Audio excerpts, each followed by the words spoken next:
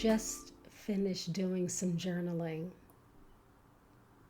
after a very full day of being present and available for others, i.e., work and the demands thereof.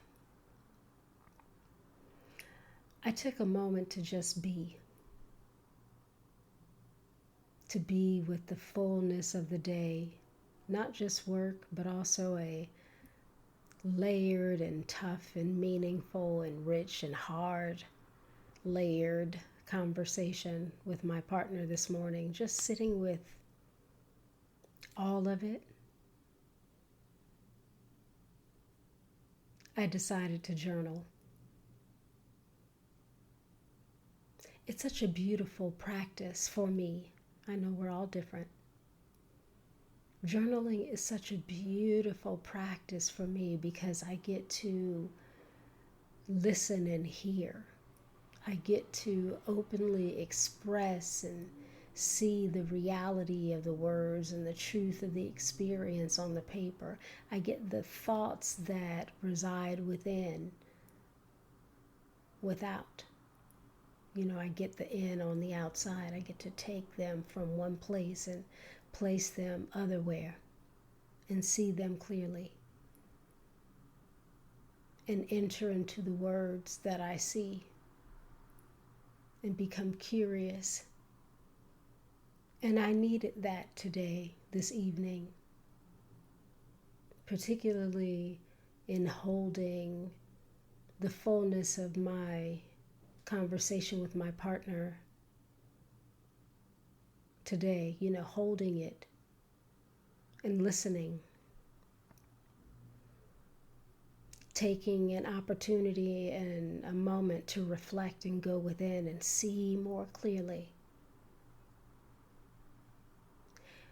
We can know ourselves very well in many things about who we are, and yet until we are met with someone, whomever that someone happens to be, who is able to speak a truth that reflects back a truth that reveals blind spots and areas where change is best suited. That's something.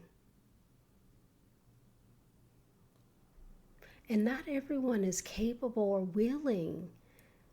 I feel like we're all capable, but we're not all willing to provide feedback.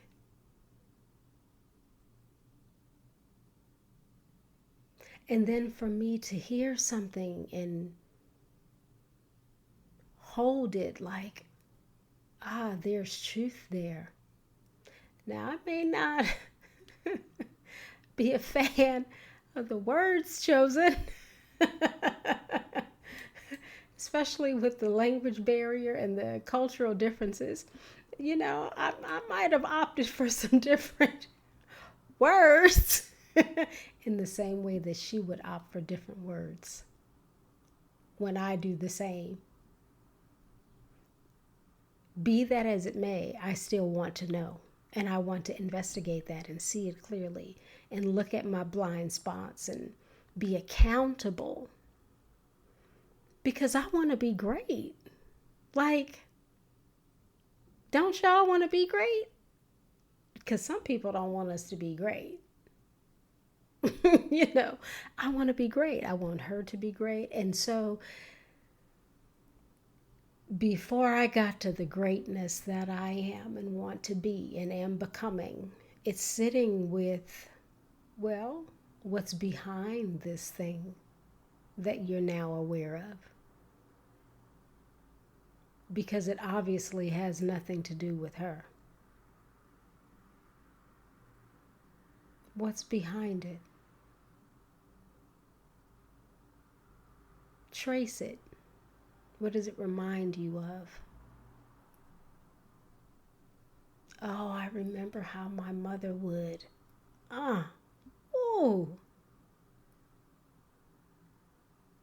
It's like the best parts of us are our truest parts. When we're in flow, we're from operating from our truest truth, from the core, from the essence of who we are. And when we're not, we're in the conditioning. We're in what was modeled, what we knew. That is our place of entry, our point of healing, awareness. We can call it trauma if it is that. We can, for me, I will call it a,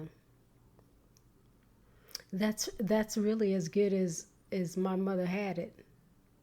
And because I see it clearly, I can meet it clearly. I no longer have to be traumatized by that or take that personally. I can evolve out of it. So when we are again like aligned and flow, yes, responding on the path, responding, not reacting, in that flow, in that zone, which we all have, which I hope is my highest practice.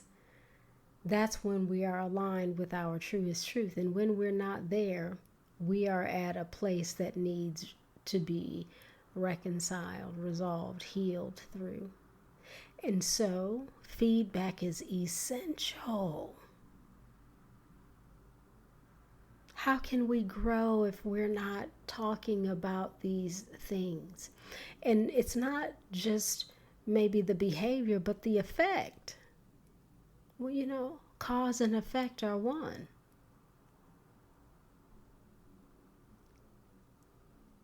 So,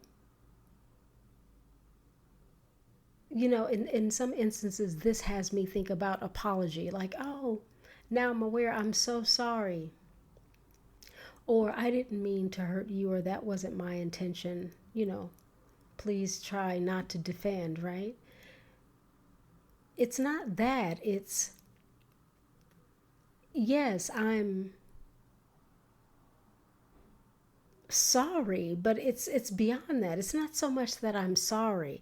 It's more of a thank you for bringing this to my awareness. And I apologize for the effects. They were unknown to me, like I wasn't aware. They were outside of my awareness. I can't guess on behalf of anyone, so thank you for telling me. Now, from this point on, it's about integration. Now I'm aware, so be about the practice of integrating that awareness into who I am and being so mindful and alert to execute. I mean, imperfectly so, but more on the path and off, right? Otherwise, we hear things and we say, oh, I'm so sorry. And then before you know it, you're constantly sorry. What does your apology look like? Because the truest apology is change. The truest apology is change. A person can say, I'm sorry about the same thing ad nauseum. At a point, it's like, you know what? Stop being sorry. No, I'm sorry. My bad. It's time for me to exit stage left. Don't be sorry. Be different. Ask for forgiveness for any hurt, or forgive or apologize. But don't be sorry. Be different. Be sorry after you were aware and you didn't implement. But then if it continues, well, right? So yes, I am in a place of reflection and gratitude for awareness and accountability and for feedback. I want to thank the woman I love for the feedback. Thank you. She knows who she is. And thank you for listening.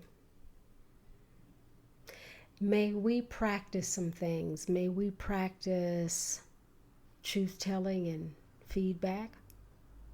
And may we practice being open and receptive to the hard things that we have to hear, because that is the nature of feedback. And may we be so withstanding for ourselves, to ourselves, that we can hold it, if not in that exact moment, in a moment quickly to follow. Both are essential. Giving the feedback and receiving the feedback. That's the way of the path and the path of the way of integration and moving forward together. Otherwise, what are we doing? So let us practice. Thank you for your ear and for choosing to be with me for these moments in time. It doesn't fall short. I do not take it lightly. And I hope you come back around. Spend more time with me. Maybe even leave a footprint. Write in, call, send a air signal. Something like that.